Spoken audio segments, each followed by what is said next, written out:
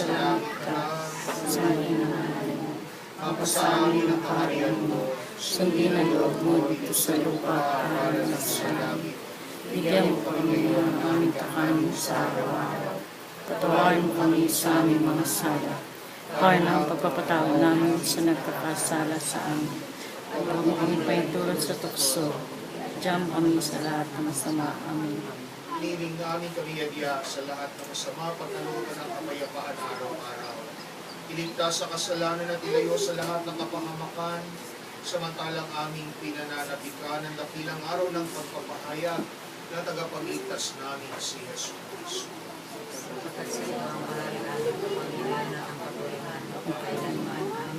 Kapayapaan ng Panginoon ay laging magsumayin.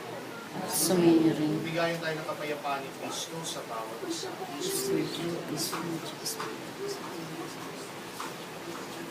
Kordero ng Diyos, na galing sa mga kasalanan at sanlibutan, maawa ka sa amin. Kordero ng Diyos, na galing sa mga kasalanan at sanlibutan, maawa ka sa amin.